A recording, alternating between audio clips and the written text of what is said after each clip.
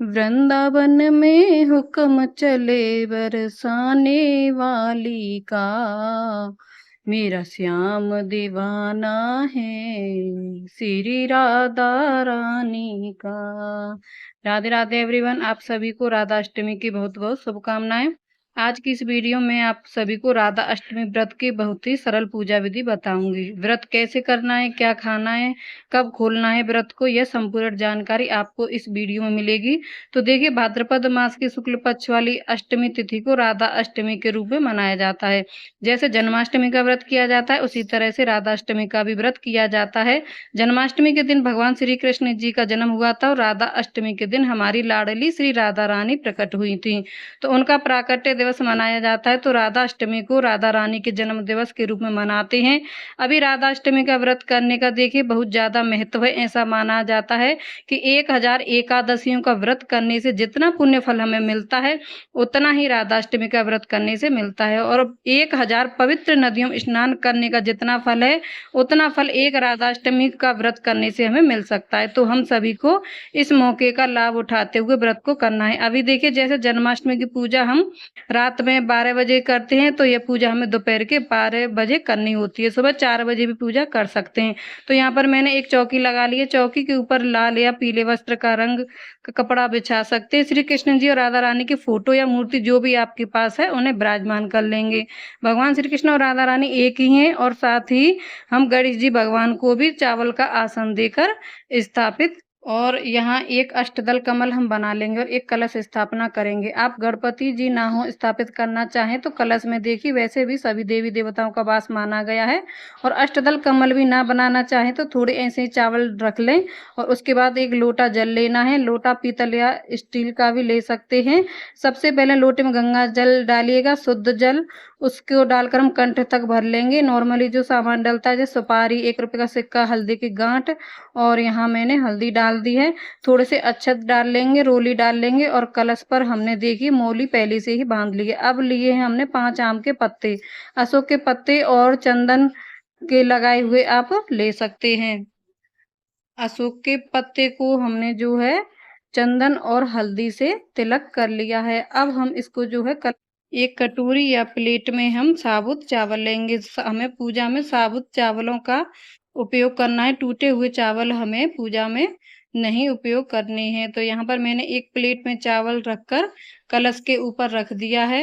मैं यहाँ पर दीप कलश स्थापित कर रही हूँ। आप चाहे तो जो है नारियल का कलश स्थापित कर सकते हैं। तो यहाँ मैंने दीप प्रज्वलित कर लिया है। अब जो है पहले करेंगे हम श्री गणेश भगवान का पूजन। तो यहाँ चावल या फूलों का आसन देकर आप गणेश जी को स्थापित कर सकते हैं। यहाँ मैंने चावलों का आसन देकर गणेश जी को जो है विराजमान कर लिया है। अब हम सबसे पहले सभी देवी देवताओं को भाव रूपी स्नान कराएंगे।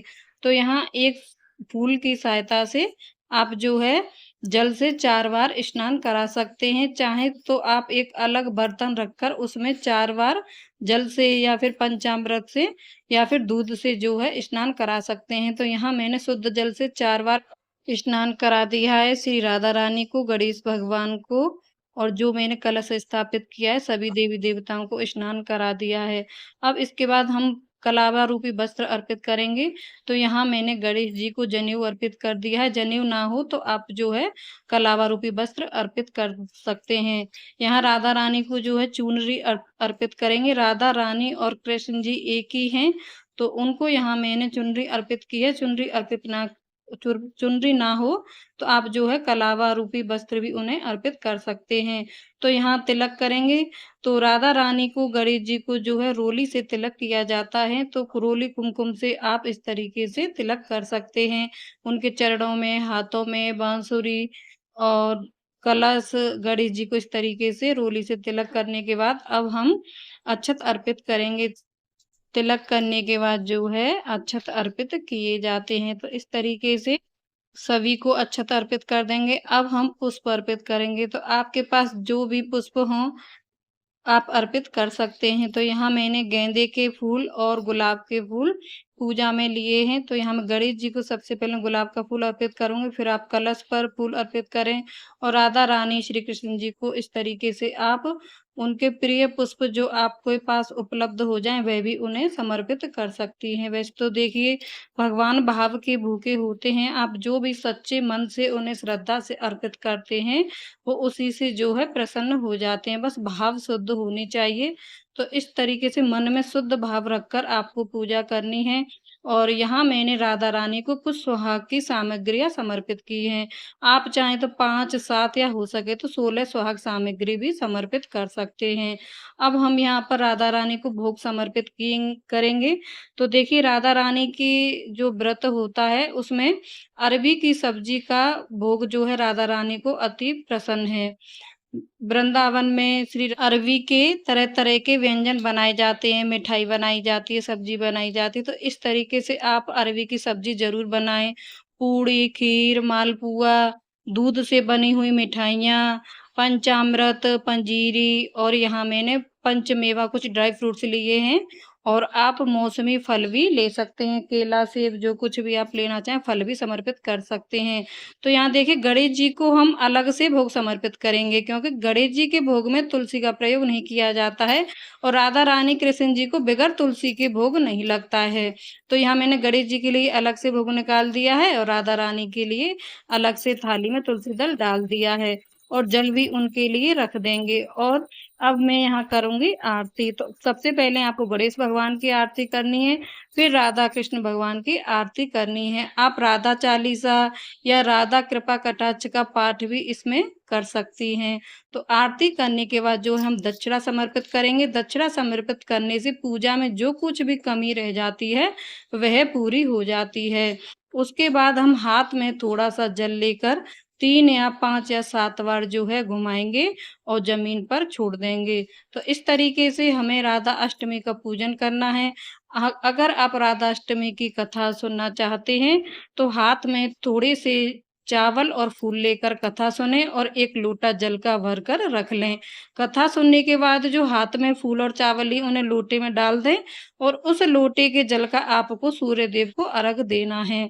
तो इस तरीके से आपको पूजा करनी, कथा की वीडियो आपको मेरे चैनल पर मिल जाएगी। तो देखिए, साल 2025 में राधा अष्टमी का व्रत 31 अगस्त दिन रविवार को रखा जाएगा। तो जैसा शरीर में सामर्थ्य हो उस हिसाब से आप व्रत रहें। व्रत के 3 तरीके होते हैं जो मैं आपको बताऊँगी और कथा पूरी करने के बाद हाथ का पुष्प या अक्षत हम राधा रानी कृष्ण जी के चरणों में छोड़ देंगे। अब बड़े ही प्रेम पूर्वक हमें जो है इस तरीके से पूजा समाप्त करनी है। अगर आपके घर पर लड्डू गोपाल हैं तो आप लड्डू गोपाल को भी राधा रानी का स्वरूप देकर उनकी पूजा कर सकते हैं। पूरी विधि-विधान से उन्हें पंचामृत स्नान कराएँ और जब पंचामृत चरणामृत बन जाए तो घर के सभी लोग उसे ग्रहण करें। व्रत है तब भी चरणामृत ज़रूर ग्रहण करें। अब इसके बाद सीधे हाथ में जल लेकर चौकी के आसपास 3 बार फेरकर पूजा का आचमन करें। हाथ जोड़कर राधा कृष्ण में पूजा में रही कमियों के लिए क्षमा याचना करें और लाडली जी, किशोरी जी आप पर सदैव कृपा बनाए रखें, इसके लिए प्रार्थना करेंगे। इस तरह से राधा अष्टमी की जो है पूजा आपको पूर्ण हो जाएगी। अब देखिए, राधा अष्टमी का जो व्रत है वह 3 तरीके से रखा जाता है। कुछ लोग अष्टमी के दिन सुबह से व्रत की शुरुआत करते हैं और दोपहर के 12 बजे राधा जी की पूजा अर्चना करने के बाद व्रत का पारण कर लेते हैं और दूसरे तरीके में सप्तमी के दिन से शुरुआत की जाती है व्रत की और अष्टमी की सुबह 4 बजे और मंगला आरती के बाद व्रत का पारण कर लिया जाता है। और ज़्यादातर देखिए सभी मंदिरों में 4 बजे ही राधा अष्टमी की पूजा हो जाती है। और तीसरे तरीके में देखिए, अष्टमी के दिन सुबह से व्रत की शुरुआत हो जाती है और नवमी के दिन सुबह व्रत का पारण किया जाता है और ज़्यादातर देखिए दोपहर 12 बजे तक ही व्रत किया जाता है। उसके बाद पूजा के बाद व्रत का पारण कर लिया जाता है। व्रत कैसे रखना है राधा अष्टमी आपके शरीर की क्षमता पर निर्भर करता है। आप चाहें तो इसे फलाहार रख सकते हैं, निर्जला रख सकते हैं और ये देखिए, अगर आप दोपहर 12 बजे तक ही व्रत रखते हैं, उसके बाद पूरे दिन में आप शुद्ध सात्विक भोजन ग्रहण करें और व्रत अगर 12 बजे तक का ही रखा है तो शाम को आप चौकी हटा सकते हैं। और जो श्रृंगार सामान हमने राधा रानी को अर्पित किया है उसे आप आशीर्वाद स्वरूप खुद भी यूज कर सकते हैं और भोग प्रसाद जो है वो घर के सभी सदस्य आपस में बांट लें। फूल पत्ते विसर्जित कर दें। कलश के जल को देखिए घर में छींटे लगाकर किसी भी पौधे में डाल सकते हैं। कलश के अंदर जो सिक्का सुपारी डाला है उसे रख लीजिए। तो इस तरह से राधा अष्टमी की पूजा पूर्ण हो जाएगी। तो अपने शारीरिक क्षमता के हिसाब से राधा अष्टमी का व्रत हमें करना चाहिए। जन्माष्टमी का व्रत तभी पूर्ण माना जाता है जब हम राधा अष्टमी का व्रत करते हैं। तो राधा अष्टमी के व्रत पूजा की सरल सी विधि आपको सभी को कैसी लगी कमेंट में ज़रूर बताना। वीडियो अच्छी लगी हो तो लाइक करना, शेयर करना और चैनल को सब्सक्राइब कर लेना। तो मिलती हूँ आपसे नेक्स्ट वीडियो में, तब तक के लिए राधे राधे, जय श्री कृष्ण।